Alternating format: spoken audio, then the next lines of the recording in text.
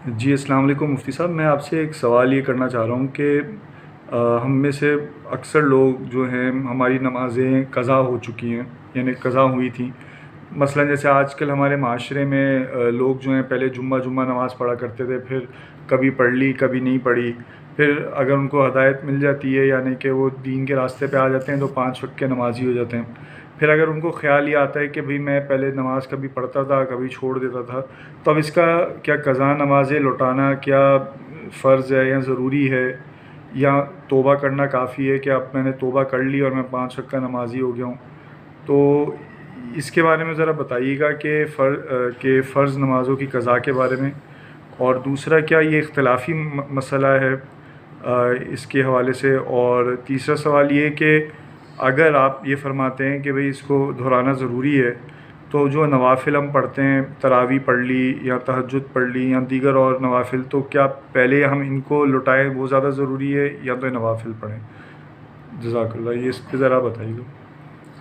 بسم اللہ الرحمن الرحیم۔ سب سے پہلی بات تو یہ کہ فرض نمازیں اگر چھوٹ جائے تو فرض نمازوں کی قضا فرض ہے، واجب نمازوں کی قضا واجب ہے، اور سنت نمازوں کی قضا جو ہے وہ سنت ہے۔ یہ تو اتفاقی ایک بات ہے۔ احناف، شوافع، مالکیہ، حنابلہ، چاروں جو مکاتب فکر ہیں سب کا اس پر اتفاق ہے۔ بعض حضرات جو ہے جو ان لوگوں سے ہٹ کر ہیں، وہ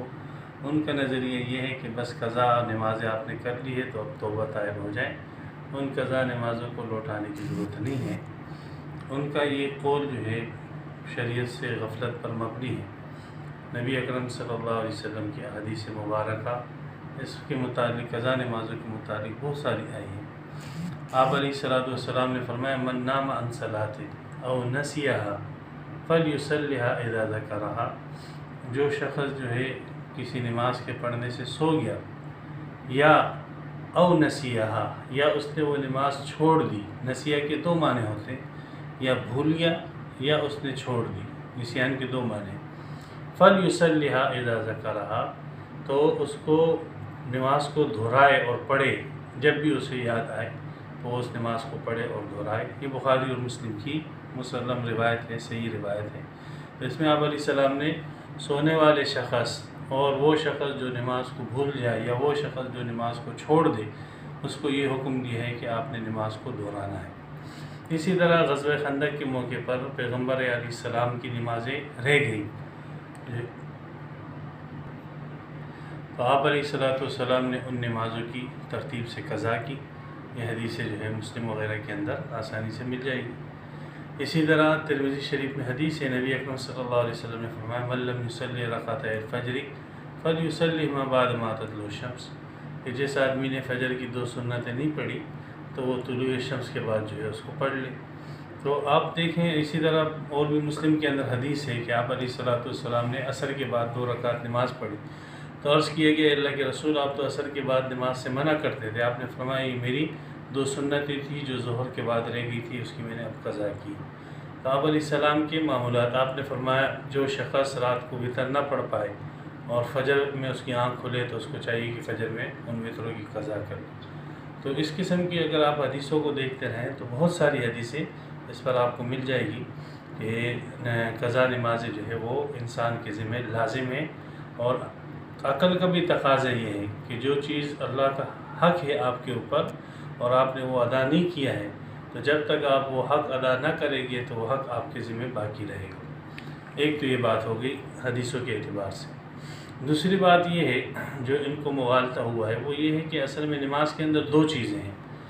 ایک ہے نماز کی ادائیگی وقت کے اندر،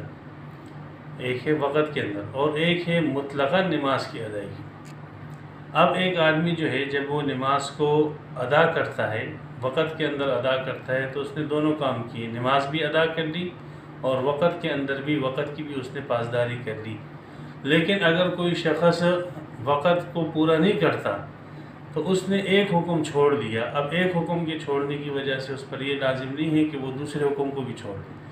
بھائی آپ نے وقت پر قرض ادا نہیں کیا ہے، آپ نے ہمیں وقت دیا تھا کہ آپ جو ہے 1 تاریخ کو ہمیں پیسے واپس لوٹا دو گے، اب پہلی تاریخ گزر گئی، آپ نے پیسے نہیں لوٹائے، اب آپ جو ہے 25 تاریخ کو پیسے دے رہے ہو، تو ٹھیک ہے 25 تاریخ کو تو آپ کے اوپر پھر وہ پیسے دینا لازم ہو گیا۔ تو عقل کا بھی تقاضا یہ ہے کہ اگر ایک آدمی ایک کام نہیں کرتا، ایک جرم کرتا ہے، تو اس کی وجہ سے اس کے اوپر جو دوسری ذمہ داری آتی وہ تو اس سے ساقط نہ ہو۔ تو نماز کی ادائیگی مستقل حکم ہے، اور وقت میں اس کی ادائیگی مستقل حکم ہے۔ اگر ایک حکم اس سے رہ چکا ہے تو اس کی وجہ سے دوسرا حکم جو ہے اس سے نہیں رہنا چاہیے۔ تو بہرحال یہ آپ کی پہلی بات کو ہوا کہ عقل کا بھی تقاضا ہے اور حدیث کا بھی تقاضا ہے، اس وجہ سے چاروں مکاتب فکر اس پر متفق ہے کہ نماز کی قضا واجب ہو۔ دوسرا اب یہ ہے کہ کس انداز سے جو ہے اس نماز کی ادائیگی کی جائے۔ تو اس میں یہ ہے کہ انسان یہ کرے کہ بھائی جب سے میں بالغ ہوا ہوں، 15 سال کی عمومی عمر ہوتی ہے جس میں انسان بالغ ہوتا ہے، تو اس کے بعد ایک تخمینہ لگائے کہ اس عمر میں بالغ ہوں، اب میری عمر جو ہے مثال کے طور پہ 25 سال ہے، تو یہ 10 سال کا جو وقت گزرا ہے اس میں نے کبھی نمازیں پڑھی کبھی نہیں پڑھی، تو ایک اندازہ لگائے کہ مثال کے طور پہ فجر کی نماز ایک سال کے اندر 365 بنتی ہے، تو 365 کے اندر میں نے جو ہے مثال رمضان کی نماز پڑھی ہوگی زیادہ زیادہ 30 دن، تو چلو 30 دن یا اس میں سے کاؤنٹ کر لے، کچھ دن اور ملا لے، 65 نمازیں مثال کاؤنٹ ہٹا دے اس میں سے، تو 300 نمازیں میرے ذمہ باقی ہے، تو اس کو تحریر کر لے لازماً کہ میرے اوپر جو ہے جب میں بالغ ہوا تھا تو پہلے سال کی 30 نمازیں، ہر سال کی 300 نمازیں، اور ہر سال کی فجر کی 300 نمازیں لگا کے مثلا 10 سال کی پھر اس کے اوپر 3000 نمازیں یہ فرض ہو جائے گی۔ اسی طریقے سے ظہر کو لے، اسی طریقے سے عصر، مغرب، عشاء اور سب نمازوں کو لے، وطر کو بھی ساتھ میں لے، ان سب نمازوں کو لے اور اس کو لکھ لے اپنے پاس کہ بھائی میرے اوپر فجر کی مثال 3000 نمازیں ہیں، ظہر کی بھی اتنی ہیں، عصر کی بھی اتنی، مغرب کی بھی اتنی۔ اب پھر اس کے بعد اس کی ادائیگی شروع کر دیں۔ اب اس کی ادائیگی کے اندر کوئی ٹیم نہیں ہے۔ نبی اکرم صلی اللہ علیہ وسلم فرمایا فَلْيُصَلِّهَا إِذَا ذَكَرَهَا، بس وہ نماز پڑھے جب اس کو یاد آ جائے، پڑھے جب یاد آ گیا، اب اس کا وقت شروع ہو چکا، جب اس کو یاد آ گیا، اس کو نصیحت ہو گئی کہ یار میرے نمازیں تھی، اب اس کا وقت شروع ہے، جس ٹائم چاہے پڑھے، ظہر کے ٹائم پڑھے، عصر کے ٹائم پڑھے، مغرب کے ٹائم پڑھے،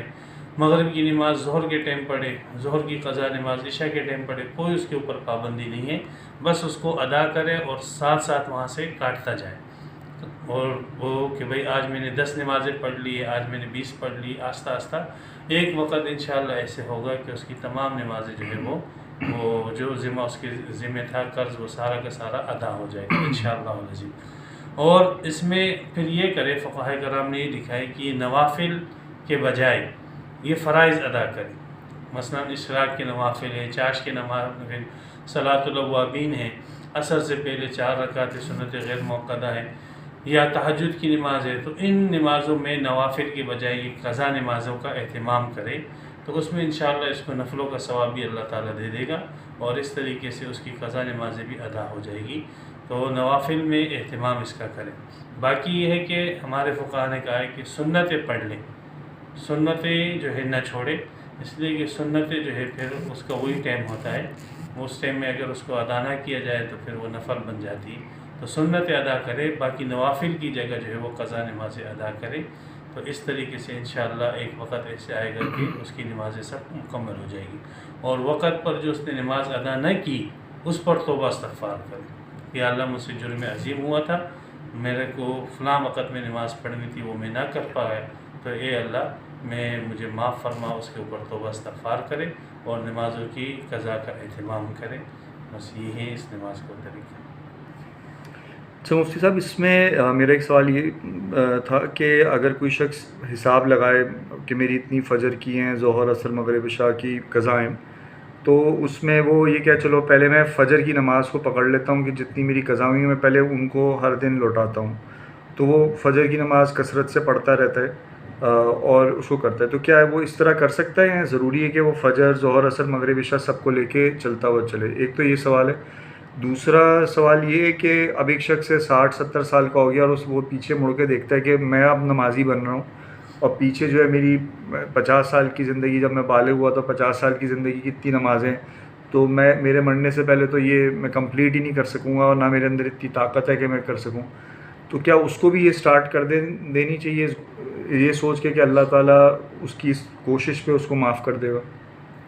جی، آپ کے پہلے سوال کا جواب یہ ہے کہ بالکل انسان کو قضا میں اللہ تعالیٰ نے آسانی دی ہے کہ آپ اگر پہلے فجر کی نماز ہی صرف پڑھتے ہیں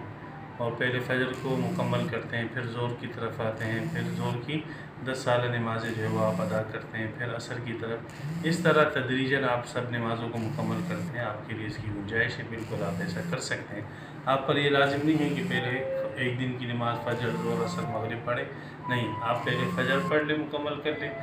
10 سال کی نمازیں، پھر ظہر پڑھ لیں، پھر عصر پڑھ لیں۔ یہ آپ کے پہلے سوال کا جواب۔ دوسرا یہ ہے کہ اگر کسی شخص کے ذمہ بہت زیادہ قضا نمازیں ہیں تو بس وہ شروع کریں،